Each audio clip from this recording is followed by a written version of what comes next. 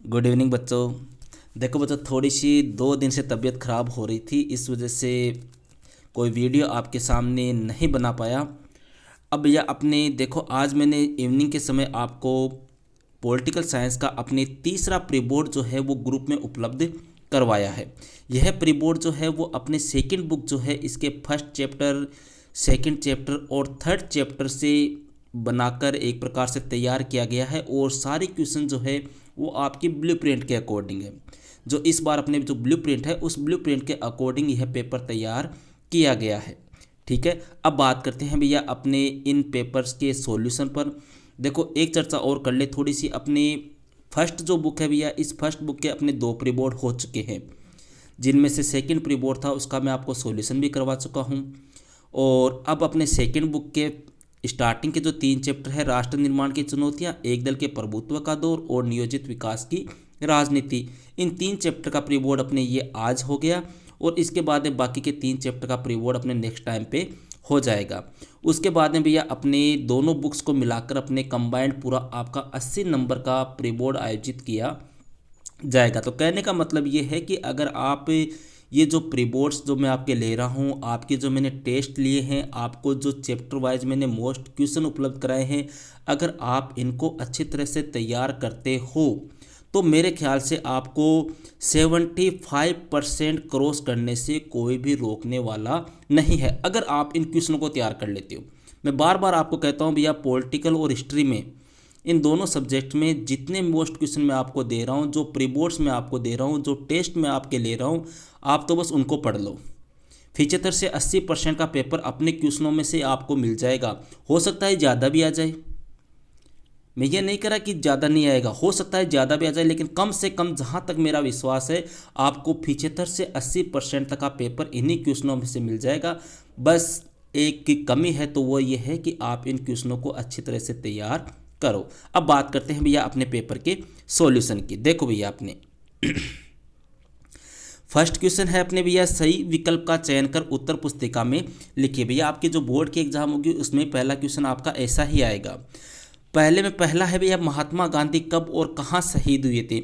बड़ा सिंपल सा क्वेश्चन है कि कहाँ और कब शहीद हुए थे। भैया 30 जनवरी 1948 को महात्मा गांधी जो है वो दिल्ली में शहीद हुए थे और समय था लगभग शाम के 7:15 बजे। दिल्ली में एक मंदिर है भैया जिसका नाम है बिरला मंदिर, वहाँ पर वो संध्या की आरती के लिए जा रहे थे, तब नाथूराम गोडसे जो थे उन्होंने उनकी कनपट्टी पे गोली मारी थी और वहीं पर गांधी जी क्या हो गए थे, शहीद हो गए थे। दूसरा क्वेश्चन है भैया, राज्य पुनर्गठन अधिनियम कब लागू हुआ। मैंने पेपर डालते ही ये क्वेश्चन 2-3 बच्चों के कमेंट आ गए। बच्चे आंसर दे रहे हैं कि सर 1953 इसका आंसर होगा। भैया 1953 इसका आंसर नहीं होगा। 1953 में इसका गठन हुआ था राज्य पुनर्गठन आयोग का, लेकिन लागू कब से हुआ था, ये 1956 से हुआ था, ध्यान रखना आप। ठीक है, तो थोड़ा सा क्वेश्चन की लैंग्वेज आप पढ़ो कि उसमें क्या पूछ रहा है अगला। थर्ड क्वेश्चन है भैया, भारतीय जनसंघ पार्टी के संस्थापक कौन थे। सिंपल सा क्वेश्चन है, श्यामा प्रसाद मुखर्जी। ठीक है, नेक्स्ट क्वेश्चन की बात करते हैं भैया। क्वेश्चन नंबर 4 है अपने, स्वतंत्र भारत के प्रथम संचार मंत्री कौन थे। तो संचार मंत्री कौन थे भैया, रफ़ी अहमद किदवई थे। ये क्वेश्चन मैंने टेस्ट में भी आपको दिया था। पांचवा क्वेश्चन है भैया, आंध्र प्रदेश राज्य का गठन कब हुआ था। आंध्र प्रदेश राज्य का गठन भैया भाषाई आधार पर बनने वाला यह पहला राज्य था, ध्यान रखना। 56 दिनों की भूख हड़ताल की थी। एक गांधीवादी नेता थे जिनका नाम था पोटी श्रीरामुलु, उनके द्वारा आंध्र प्रदेश को एक अलग राज्य का दर्जा दिलाने के लिए भूख हड़ताल की गई थी और उनकी मृत्यु भी हो गई थी। और मृत्यु कब हुई थी, दिसंबर में हुई थी। और दिसंबर 1952 में ही आंध्र प्रदेश जो है वो भाषा के आधार पर बनने वाला भारत का पहला राज्य था। अब बात करते हैं भैया सेकंड क्वेश्चन की।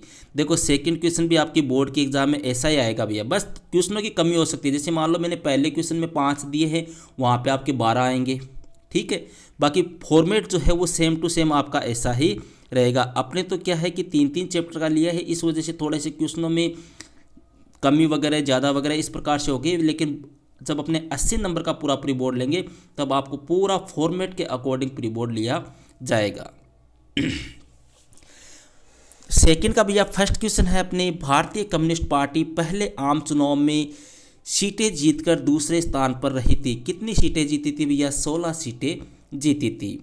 सेकंड है अपने 1952 के प्रथम आम चुनाव में कुल साक्षर मतदाताओं की संख्या भैया अपने कितने प्रतिशत थी? 15%। थर्ड है अपने भारतीय सांख्यिकी संस्थान की स्थापना कब हुई थी भैया? ये क्वेश्चन थोड़ा सा स्टूडेंट कह रहे हैं गुरुजी मिला नहीं, तीसरे चैप्टर में है भैया ये क्वेश्चन। अपने जो नियोजित विकास की राजनीति है वहाँ से ये क्वेश्चन पूछा गया है, एक बार आपके एग्जाम में भी ये आ चुका है सीबीएसई बोर्ड में। तो 1931 में भैया इसकी स्थापना हुई थी। चौथा क्वेश्चन है भैया नीति आयोग का अध्यक्ष भारत का होता है? ध्यान रखना भैया, चाहे योजना आयोग का पूछ ले या नीति आयोग का पूछ ले, दोनों का अध्यक्ष जो होता है वो हमेशा भारत का पीएम होता है। जैसे वर्तमान में कौन हो गए? अपने नरेंद्र मोदी। पांचवा क्वेश्चन है भैया उद्योगों पर सर्वाधिक बल पंचवर्षीय योजना में दिया गया। कौन सी पंचवर्षीय योजना में? देखो पहली पंचवर्षीय योजना थी उसमें कृषि पर बल दिया गया था, और सेकंड जो पंचवर्षीय योजना थी उसमें किस पर बल दिया गया था? उद्योगों पर बल दिया गया था।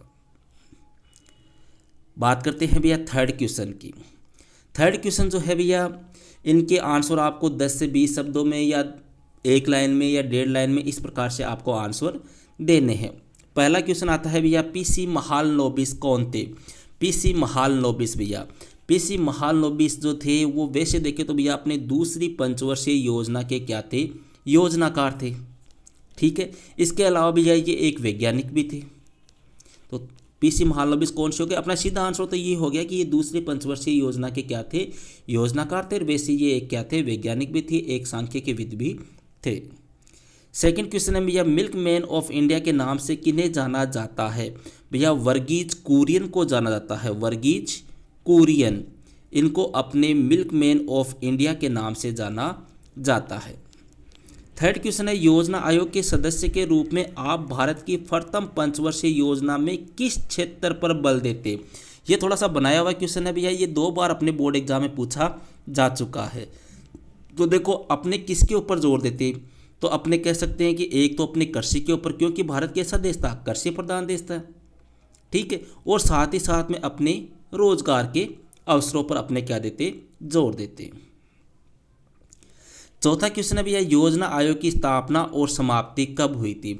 योजना आयोग की स्थापना भैया आपको सबको पता है मार्च 1950 में योजना आयोग की स्थापना हुई थी, और 2015 में इसकी क्या हो गई थी? समाप्ति हो गई थी। इसके स्थान पर नीति आयोग का क्या हो गया था? गठन हो गया था। पांचवा क्वेश्चन है भैया वर्तमान समय में नीति आयोग का उपाध्यक्ष कौन है? ये बड़ा अच्छा क्वेश्चन है भैया, ध्यान रखना है आपको। राजीव कुमार जो है वो वर्तमान समय में क्या है? नीति आयोग के उपाध्यक्ष है। क्वेश्चन नंबर 6 भारत में स्वतंत्रता के पश्चात किस प्रकार की शासन प्रणाली अपनाई गई? स्वतंत्रता के पश्चात देखो, स्वतंत्रता के पश्चात भी यह शासन प्रणाली अपनाई गई थी बहुदलीय शासन प्रणाली। बहुदलीय शासन प्रणाली, यही प्री बोर्ड जब मैंने अपने स्कूल के बच्चों से लिया था तो उन्होंने आंसर लिखा था मिश्रित अर्थव्यवस्था। अर्थव्यवस्था नहीं पूछा भैया, यहाँ पर वर्ड पकड़ो, आपने क्या पूछा है? शासन प्रणाली। तो शासन प्रणाली पूछ ले तो आपको बहुदलीय करना है, अर्थव्यवस्था पूछ ले तो अपने को मिश्रित करना है। नेक्स्ट क्वेश्चन है भैया क्वेश्चन नंबर 7 भारतीय चुनाव आयोग की स्थापना कब हुई? प्रथम चुनाव आयुक्त कौन थे? भैया भारतीय चुनाव आयोग की स्थापना जो है वो जनवरी 1950 में हुई थी। ठीक है, और प्रथम चुनाव आयुक्त की बात कर ले तो प्रथम चुनाव आयुक्त थे अपने सुकुमार सेन। अब देखो यहाँ पर अगला, अगर आपसे थोड़ा सा पेपर को डिफिकल्ट बनाना चाहे तो आपसे ये भी पूछ सकता है कि वर्तमान समय में चुनाव आयुक्त कौन है? तो ध्यान रखना भैया वर्तमान समय में जो चुनाव आयुक्त है उनका नाम है सुशील चंद्र, सुशील चंद्र। ठीक है, नेक्स्ट क्वेश्चन की बात करते हैं। गठबंधन सरकार की अवधारणा स्पष्ट कीजिए। सिंपल सा क्वेश्चन है, बहुत बार एग्जाम में आता है। गठबंधन सरकार क्या होती है? भैया जब किसी भी एक पार्टी को स्पष्ट बहुमत नहीं मिलता तब 2 या 2 से अधिक पार्टियां मिलकर क्या बनाती है? सरकार का निर्माण करती है, उसे क्या कहते हैं? अपने गठबंधन सरकार कहते हैं। क्वेश्चन नंबर 9 है हमारे देश की चुनाव प्रणाली में विजय का कौन सा तरीका अपनाया गया है? विजय किसकी मानते हैं भैया? जिसको ज़्यादा वोट मिलेंगे उसी की क्या होगी? विजय होगी, मतलब सर्वाधिक मत मिलने वाले की विजय। 10वां क्वेश्चन है वामपंथी और दक्षिणपंथी विचारधारा में प्रमुख अंतर बताइए। भैया वामपंथी और दक्षिणपंथी, देखो सीधा सा ध्यान रख लो, वामपंथी जो होती है वो गरीबों का पक्ष लेते हैं, दक्षिणपंथी जो विचारधारा होती है वो गरीबों का पक्ष नहीं लेती भैया, ये प्रतिस्पर्धा और बाजार मूलक अर्थव्यवस्था जो होती है उस पर जोर देती है, और सरकार को अर्थव्यवस्था में हस्तक्षेप ना करे इस बात के ऊपर क्या देती है, जोर देती है। क्वेश्चन नंबर 11 है, हरित क्रांति क्या है बताइए। हरित क्रांति भैया, हरित क्रांति देखो अपनी जब आपको मैंने पढ़ाया था तब बड़ा डिटेल से बताया था कि ये मेक्सिको से अपने प्रारंभ हुई थी। नॉर्मन बोरलॉग जो थे वो इसके जनक थे, लेकिन भारत की बात करें तो भैया भारत में 1966-67 से इसका प्रारंभ माना जाता है, और भारत में इनके जनक थे डॉक्टर MS स्वामीनाथन। अब हरित क्रांति है क्या भैया? हरित क्रांति का मतलब हो गया खाद्यान्न उत्पादन में वृद्धि करने के लिए उच्च गुणवत्ता के बीज है, उर्वरक है, अपने कीटनाशक है, बेहतर सिंचाई सुविधा है, ये क्या करना, उपलब्ध कराना, जिसे क्या हो, उत्पादन में क्या हो सके, वृद्धि हो सके, वही क्या है भैया, अपने हरित क्रांति है। 12वां क्वेश्चन भैया आपको दिख नहीं होगा शायद, थोड़ा सा मैं आपको बता दूं, एक पुस्तक है जिसका नाम है इकोनॉमी ऑफ परमानेंस। हालांकि ग्रुप में ये थोड़ा सा यहाँ पे PDF बनाई, उसमें थोड़ी सी हो गई मिस्टेक। पुस्तक है भैया जिसका नाम है इकोनॉमी ऑफ परमानेंस। यह पुस्तक किसके द्वारा लिखी गई है? ये क्वेश्चन भी अपने बोर्ड एग्जाम में पूछा जा चुका है। तो भैया यह पुस्तक लिखी थी JC कुमारप्पा ने। किसने लिखी थी? JC कुमारप्पा ने यह पुस्तक लिखी थी। JC कुमारप्पा जिनका जन्म हुआ था 1892 में और जिनकी मृत्यु हो गई थी 1960 में, और गांधीवादी सोच के नेता थे। गांधी जी के आदर्शों को मानते थे। गांधी जी के आदर्शों को लागू करवाने के ऊपर इन्होंने क्या दिया था, बल दिया था। और एक बात और है, ये अपने योजना आयोग के सदस्य भी रह चुके थे। ठीक है, थोड़ी सी तबीयत डाउन हो रही है तो हो सकता है थोड़ा आवाज़ में आपको चेंजिंग लगे। क्वेश्चन नंबर 4 भैया, हरित क्रांति के कोई 2 सकारात्मक परिणाम बताइए। भैया हरित क्रांति आई, सकारात्मक परिणाम क्या हुआ? तो सकारात्मक परिणाम अपने कह सकते हैं कि गेहूं के उत्पादन में वृद्धि हुई, पहली बात। दूसरी अपने कह दें कि जो धनी किसान है उन धनी किसानों को हरित क्रांति से ज़्यादा फायदा हुआ। क्यों भैया धनी किसानों को? इसलिए हुआ क्योंकि धनी किसान जो है वही एक प्रकार से अपने उच्च गुणवत्ता के बीज, उर्वरक, कीटनाशक, बेहतर सिंचाई सुविधा उपलब्ध करा सकते हैं। जो गरीब किसान है बेचारे वो कहाँ से कराएंगे? ठीक है। इसके अलावा अपने कह सकते हैं कि इससे मध्यम श्रेणी के जो किसान हैं उन किसानों का भी एक प्रकार से उदय हुआ। ठीक है, इस प्रकार से कोई भी 2 परिणाम आप कर सकते हो। 5वां क्वेश्चन है भैया, ऑपरेशन फ्लड से आप क्या समझते हैं? भैया ऑपरेशन फ्लड या श्वेत क्रांति वाला, ठीक है। अपने देखो अभी एक क्वेश्चन आया था milkman of India, Verghese Kurien वाला, ठीक है, उन्हीं से रिलेटेड ये है। अपने गुजरात में एक आणंद शहर है, वहाँ से संबंधित है ये। देखो 1970 में ऑपरेशन फ्लड के नाम से भी यह एक ग्रामीण कार्यक्रम प्रारंभ हुआ था। ठीक है, और इसका प्रमुख उद्देश्य जो था वो था दुग्ध उत्पादन को क्या करना, बढ़ाना, और इसको एक प्रकार से राष्ट्रव्यापी तंत्र के तहत इसको जोड़ना। इस कार्यक्रम में भी यह डेयरी के काम को विकास के एक माध्यम के रूप में क्या किया गया, अपनाया गया था, और इसके जो जनक थे वो वर्गीज कुरियन थे। बस इतना आपको ध्यान रखना है। क्वेश्चन नंबर 6 है, भारत की अर्थव्यवस्था को मिश्रित अर्थव्यवस्था क्यों कहा जाता है? भैया भारत की अर्थव्यवस्था को मिश्रित इसलिए कहते हैं क्योंकि देखो भारत ने ना तो पूंजीवादी अर्थव्यवस्था अपनाई और ना ही समाजवादी अर्थव्यवस्था अपनाई। ठीक है, ना तो पूंजीवादी अपनाई ना ही समाजवादी अपनाई। हालांकि गांधी जी का जो झुकाव था वो समाजवादी अर्थव्यवस्था की तरफ था, लेकिन फिर भी इन्होंने क्या किया, कुछ बातें पूंजीवादी अर्थव्यवस्था से ग्रहण कर ली और कुछ बातें समाजवादी अर्थव्यवस्था से ग्रहण कर ली, और दोनों का मिला जुला रूप जो है वो भारत के द्वारा अपनाया गया। इसलिए भारत की अर्थव्यवस्था को क्या कहते हैं, मिश्रित अर्थव्यवस्था। ठीक है। क्वेश्चन नंबर 7 है भैया, बॉम्बे प्लान क्या है? देखो भैया अपनी नियोजन की प्रक्रिया के तहत 1944 की बात है भैया, बम्बई जो है, इस बम्बई के 8 उद्योगपति थे। इन बम्बई के 8 उद्योगपतियों ने मिलकर भैया आर्थिक विकास की एक मॉडल या नियोजन की एक प्रक्रिया का जो प्रस्ताव दिया था उसी को कहते हैं अपने बॉम्बे प्लान। क्लियर है। क्वेश्चन नंबर 8 की बात करते हैं भैया, आर्थिक नियोजन की कोई 4 विशेषताएं बताइए। आर्थिक नियोजन की विशेषता पूछिए भैया। नियोजन की प्रक्रिया की अपने पीछे भी बात कर चुके हैं। ठीक है, अब जो नियोजन की जो प्रक्रिया है भैया इसकी क्या विशेषताएं निकली उनके ऊपर अपने चर्चा करते हैं। तो अपने देखो कई स्टूडेंट पूछते हैं गुरुजी ऐसे क्वेश्चन आ जाए तो आंसर कैसे दे। देखो अपने चाहे तो इनको एक पैराग्राफ में लिख सकते हैं, और चाहे तो अगर आप एक एक पॉइंट वाइज लिखो, ठीक है। सबसे बेस्ट तरीका क्या है इस क्वेश्चन को करने का कि आर्थिक नियोजन की 4 प्रमुख विशेषताएं इस प्रकार से है। फिर आप नंबर 1, नंबर 2, नंबर 3, नंबर 4, अगले ने 4 पूछी, अगर आपको 5 आ रही है तो आप 5 लिखो, अपनी तरफ से अपने को कोई कमी नहीं रखनी है। फिर एक एक विशेषता लिखो। जैसे भैया आपने कह दी कि आर्थिक नियोजन की जो विशेषता है भैया, ये एक प्रकार से अपने कह दे कि इसके अंतर्गत पूर्व निश्चित या पूर्व में निर्धारित लक्ष्य होते हैं। क्यों, नियोजन में ये तो होता है भैया, जो लक्ष्य होते हैं, जो उद्देश्य होते हैं, उनका निर्धारण पहले होता है, ठीक है। और आर्थिक नियोजन जो है वो संपूर्ण अर्थव्यवस्था में लागू होता है। तीसरे अपने कह दें कि योजना के उद्देश्य की पूर्ति हेतु एक निश्चित अवधि निर्धारित की जाती है। जैसे अपने पंचवर्षीय योजना 1951 से 56, 56 से 61, ये निर्धारित अवधि हुई या नहीं हुई। इसके अलावा अपने कह सकते हैं कि भैया अपने उद्देश्यों व लक्ष्यों को प्राप्त करने हेतु अर्थव्यवस्था के विभिन्न क्षेत्रों में एक प्रकार से समन्वय या नियंत्रण स्थापित किया जाता है। तो इस प्रकार से 4-5 जो भी विशेषताएं हैं मेरी आपको लिखाई हुई है नोट्स के अंदर, आप कोई भी 4 से 5 विशेषताएं आप अच्छी तरह से याद कर सकते हो। 9वां क्वेश्चन है भैया, योजना आयोग का गठन किन कारणों से किया गया। देखो, योजना आयोग का गठन किन कारणों से किया गया। पहली बात तो ये कि गठन क्यों हुआ था साहब, और फिर आगे इसने पूछा है कि क्या वह अपने गठन के उद्देश्य में सफल रहा। तो अपने देखो भैया, योजना आयोग का गठन अपने को सबको पता है कि साहब मार्च 1950 में योजना आयोग की क्या हुई थी, स्थापना हुई थी, क्लियर है। अब इसका गठन क्यों किया गया, ऐसा क्या कारण था कि योजना आयोग बनाया गया। तो इसके भैया अपने कई कारण थे। जैसे पहला तो कहते हैं कि स्त्री और पुरुष जो है वो सभी नागरिकों को आजीविका के पर्याप्त साधनों पर क्या हो, उनका समान अधिकार हो। लोगों की जो सामाजिक है, आर्थिक है, राजनीतिक दशा है, उसको सुधारा जाए, और उसको सुधारने के लिए क्या अपनाई जाए, नियोजन की प्रक्रिया अपनाई जाए। और नियोजन की प्रक्रिया के लिए जो संगठन बनाया गया उसी का क्या नाम है, योजना आयोग है।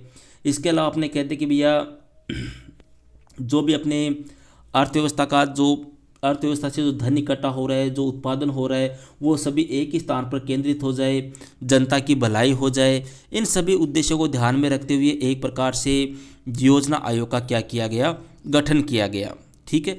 अब यहाँ पर आगे इसने पूछा है कि क्या वह अपने गठन के उद्देश्यों में सफल रहा।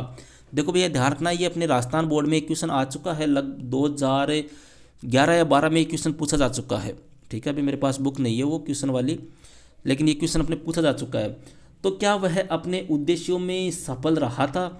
तो अपने सफलता के बारे में कह सकते हैं कि भैया योजना आयोग जो है वो हालांकि अपने उद्देश्यों में एक प्रकार से सफल नहीं रहा, ठीक है। एक प्रकार से देखिए तो जिस मकसद को ध्यान में रखकर योजना आयोग का गठन किया गया था, जिन उद्देश्यों को ध्यान में रखकर योजना आयोग का गठन किया गया था, उन उद्देश्यों को पूरा करने में हालांकि योजना आयोग कुछ हद तक सफल रहा, लेकिन अपने 100% नहीं कह सकते कि योजना आयोग जो है वो अपने उद्देश्यों को प्राप्त करने में एक प्रकार से क्या रहा, सफल रहा, ठीक है। क्वेश्चन नंबर 10 है भैया, भारत में पहले 3 आम चुनाव में कांग्रेस पार्टी के प्रभुत्व के कारण बताइए। पहला आम चुनाव भैया 1952 में, दूसरा 57, तीसरा 62। अब तीनों आम चुनाव में कांग्रेस पार्टी क्यों जीती भैया, उसके कारण बताने हैं। तो सिंपल सा क्वेश्चन है, बहुत बार आपके एग्जाम में आता है ये क्वेश्चन, 10वां क्वेश्चन अपने कि कांग्रेस ही क्यों जीती। तो साहब पहली बात तो ये होगी कि कांग्रेस उस समय की सबसे बड़ी और सबसे प्राचीन पार्टी थी। 28 दिसंबर 1885 को कांग्रेस बन चुकी थी, ठीक है। दूसरी बात अपने कह दे कि कांग्रेस के जो नेता थे वो सभी नेता लोकप्रिय थे। तीसरी बात कि ये कह सकते हैं कि कांग्रेस में जितने भी नेता थे भैया, उन नेताओं ने लगभग अपने आज़ादी की लड़ाई में भाग लिया था, इसकी वजह से वो जनता में लोकप्रिय थे। चौथा अपने कह सकते हैं कि कांग्रेस एक ऐसी पार्टी थी जो भारत के ग्रामीण स्तर तक फैली हुई थी, मतलब गांव-गांव में ये पार्टी फैली हुई थी।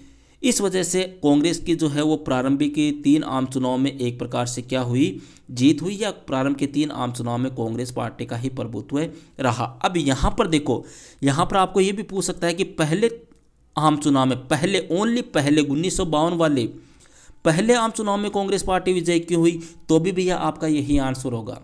ध्यान रखना, पहले में यही आंसर होगा। पहले में थोड़ा सा आप इतना जोड़ देना कि जवाहरलाल नेहरू जैसे एक चमत्कारिक नेता का होना, बस, बाकी आंसर आपका यही सेम ही रहेगा। तो ये थे भैया अपने तीसरे प्री बोर्ड के 10 क्वेश्चन। बाकी के क्वेश्चन का सॉल्यूशन जो है वो अपने नेक्स्ट वीडियो में करेंगे। ओके भैया, दैट्स ऑल।